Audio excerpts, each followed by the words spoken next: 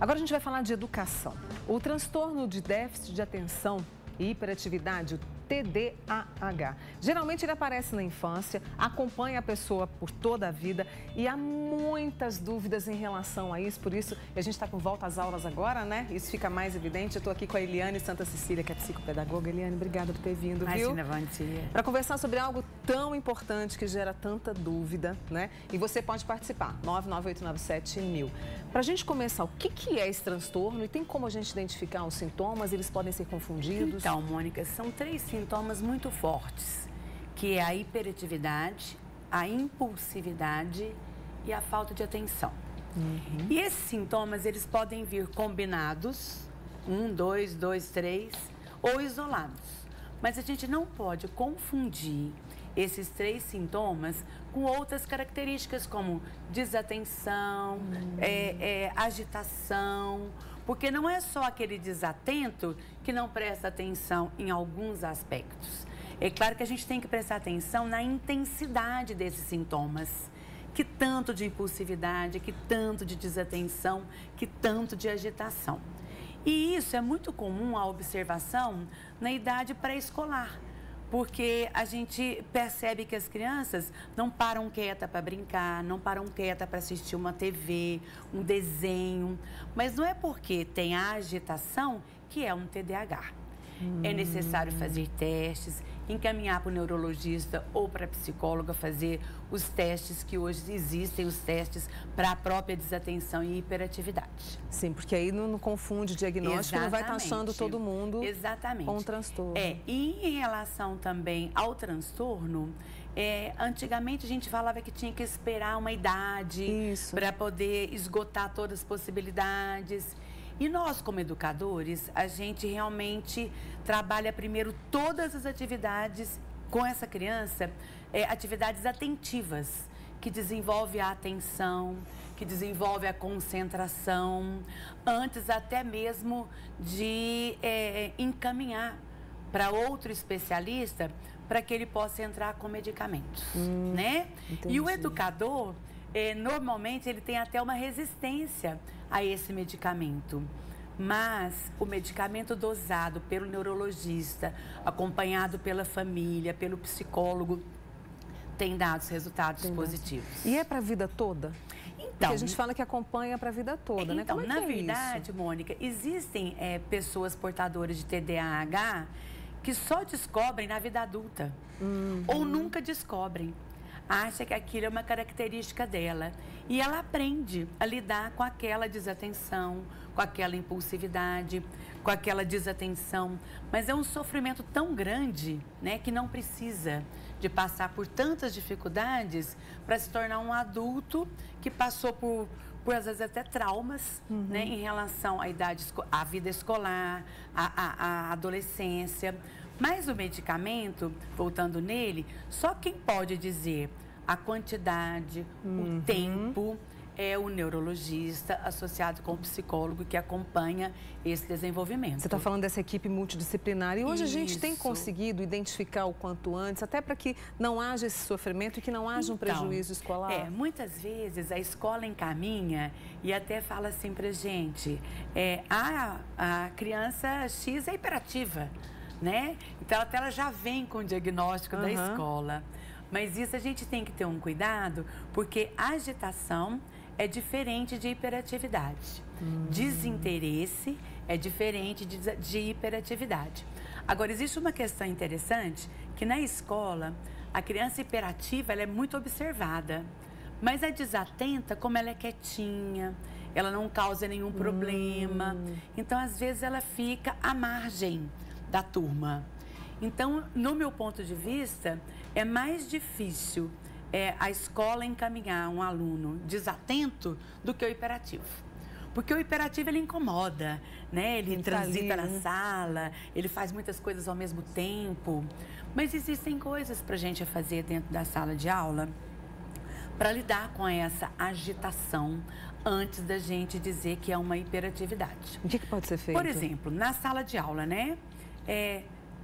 Comandos claros para o aluno, ele estar próximo do professor, atividades curtas, para aquele desempenho com começo, meio e fim.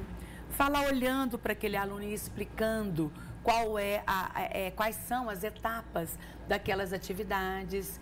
E se o professor, que é o formador, tiver essa orientação, diminui muito os impactos causados na sala de aula ou até mesmo na família. Por isso que eu acredito que hoje é tão de fácil acesso essas informações dentro da escola, com a família. Então, se a família perceber, ou se o professor perceber, leia algumas coisas antes, converse com a equipe da escola, converse com a família. E essa família cuidadosa, aí sim, se isso não amenizar, ela tem que procurar um especialista para fazer essa avaliação e detectar. Aí eu quero voltar só um pouquinho em relação ao medicamento, né? E esse medicamento, quando ele é ministrado, ele é dosado cuidadosamente pelo neurologista. E as escolas, as famílias, têm muito receio aos efeitos colaterais, né? Mas aí tem que ser conversado com o especialista. Quais são esses efeitos? Porque às vezes os benefícios são maiores. E aí o que eu fico pensando? Em relação a essa hiperatividade, que impacto é que dá na aprendizagem escolar, que é o que a gente está falando de educação escolar, os prejuízos serão tão grandes que vale a pena pensar. Vale a pena pensar, né? Com muito carinho. Vou fazer uma pausa aqui com a Eliane Santa Cecília para trazer mais uma notícia para você. Já volto, tá, Eliane?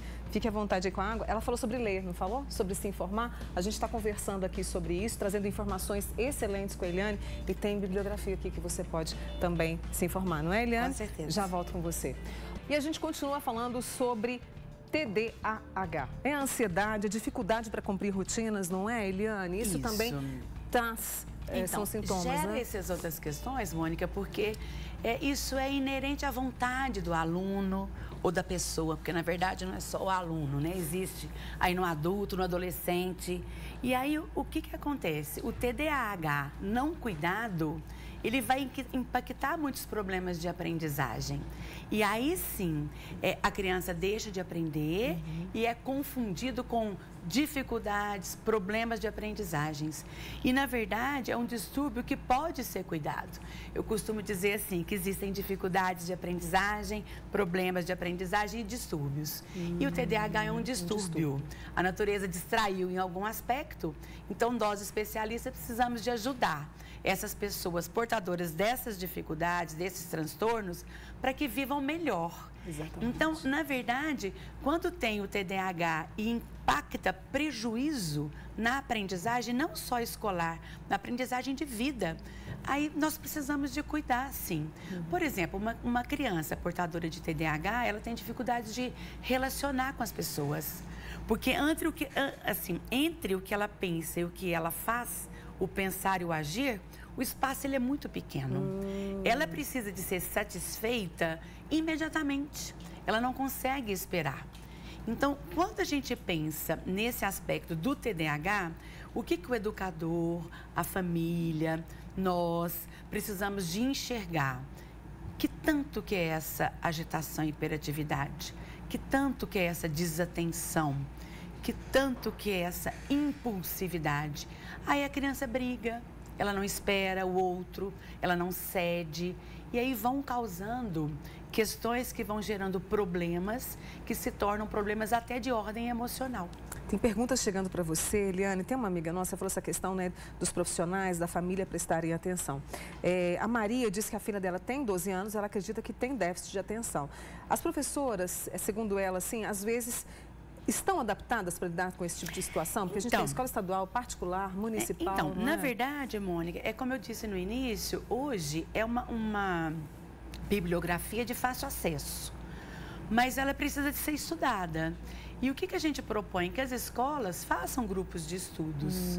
Porque o TDAH, o autismo, a síndrome de Down, hoje essas crianças estão presentes em todas as salas de aulas, em todas as instituições. Então, é necessário a formação de formadores para que eles saibam lidar com essas questões. Porque numa sala de aula tem 20 até 30 crianças, né? E normalmente, nessa quantidade de 20 a 30, tem 4, 5 TDAHs.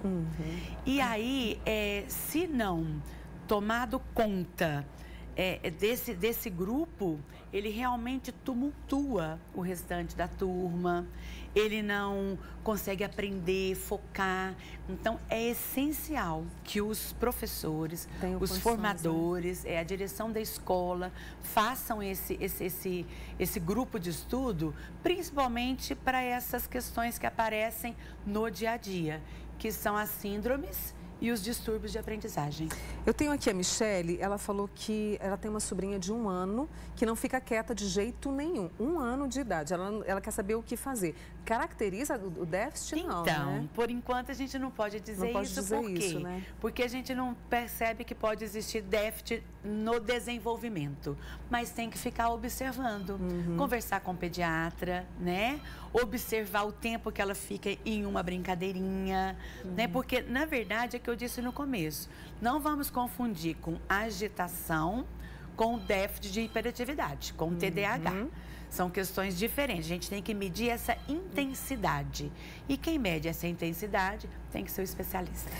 A Eliane trouxe pra gente vários livros aqui, né, para poder ajudar. Você falou que tem informação. E tem um que eu posso puxar esse aqui primeiro? Claro.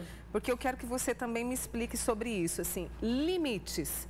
Às vezes a falta de limite pode fazer com que a criança fique agitada, não tenha atenção, não respeite. Então, é aquela confusão da agitação com a falta de educação.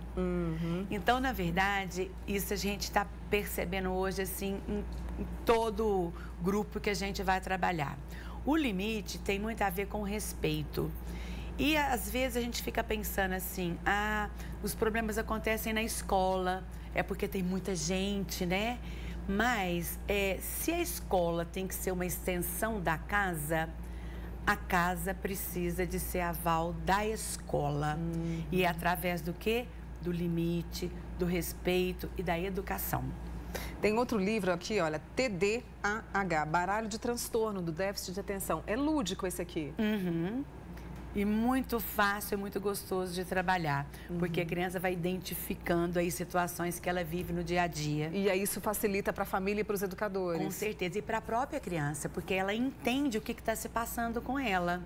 Porque são questões vivenciais do dia a dia e ela percebe o que ela pode fazer para melhorar. Agora, é uma atividade reflexiva.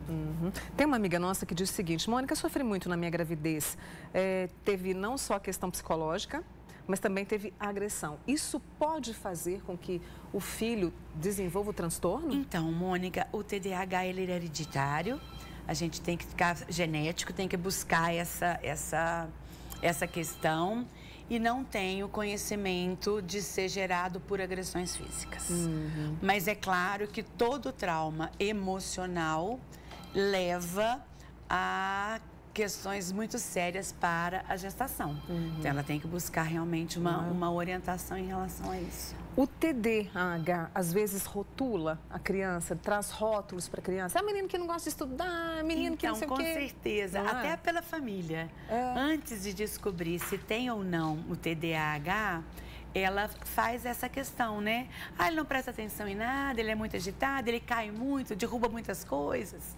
E aí, quando vai percebendo que esses sintomas estão intensos, aí ela percebe e fala, opa, isso não tá legal. Ou se não percebe, os outros percebem, né? Inclusive, a gente tem casos de mães que colocam para mim em reuniões que quando vão na casa de amigas, que as amigas falam, me avisa que eu vou tirar tudo de cima das mesas. E isso é muito constrangedor, não é? Mesmo. E aí também a gente precisa de medir, né? É a agitação de mexer em tudo ou é a falta de educação? A Ângela, Mônica, meu filho está com suspeita de autismo ou síndrome de Asperger, né?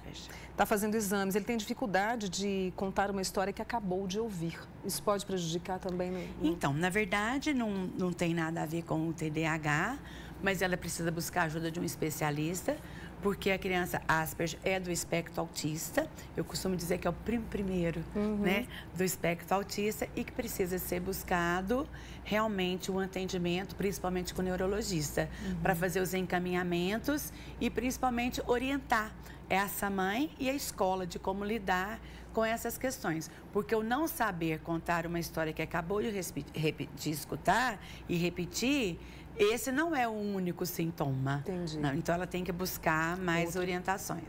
Tem uma amiga nossa aqui de Uberlândia, vou preservar seu nome, tá bom? Que, olha, ela falou, olha, Mônica, meu filho tem o TDAH e, infelizmente, o filho dela passou por uma professora que chamava o menino de burro, ele cresceu com esse trauma, né? Então, ela está alertando para essa questão, assim, justamente dessa preparação mesmo. Então, olha, Mônica, essa formação de formadores, ela é tão importante, porque a gente não pode confundir dificuldades, problemas e transtornos de aprendizagem com a falta de educação ou com a falta de respeito, porque às vezes a criança ela não consegue mesmo, ela não contém, ela não consegue se resguardar e ela quer tão se satisfazer tão imediatamente que ela atropela. E aí cabe à instituição, à escola, de preparar esses educadores para receber todos os tipos de criança. Deixa eu trazer uma outra dúvida de uma amiga nossa que está conosco. O TDAH pode levar à esquizofrenia, a preocupação dessa mãe? Então, eu acredito que não, mas gostaria que também fosse encaminhado ao neurologista. Tem uma outra... Só para completar, porque na verdade, Mônica, a psicopedagogia, a minha formação, ela vai trabalhar com tudo que impacta nos problemas de aprendizagem escolar. Então, toda a minha formação e o meu foco de trabalho, ele tem sido direcionado a aprender melhor. Então, tudo que for clínico, eu sempre faço esse encaminhamento para o neurologista. Para que a pessoa possa ficar tranquila, Com né? certeza. TDAH pode ser tratado no adulto? Sim, claro. Inclusive, como tem as características genéticas, hereditárias, eu tenho várias pessoas que quando vão conversar comigo sobre o problema de seu filho, se vê na hora da nossa conversa. E às vezes só descobre que é TDAH quando ele percebe que ele passou por tudo isso e com muito trauma conseguiu vencer, mas não precisamos de sofrer para vencer nenhuma dificuldade. Por isso que a gente quis trazer justamente para esclarecer as pessoas, para que elas possam procurar informações. E eu achei interessante uma frase que você usou, para aprender melhor, para ter o direito de aprender e não é só melhor. Aprendizagem aí escolar, aprender para a vida. Para a vida, né? Deixa eu agradecer a Eliane Santa Cecília, psicopedagoga, com a gente aqui hoje. Eliane, obrigada. Eu que agradeço Vamos por conversar estar aqui, tá? bastante sobre educação esse ano, combinado? Obrigada, combinadíssimo. Obrigada por trazer os livros também, tá? Obrigada. Bom fim de semana.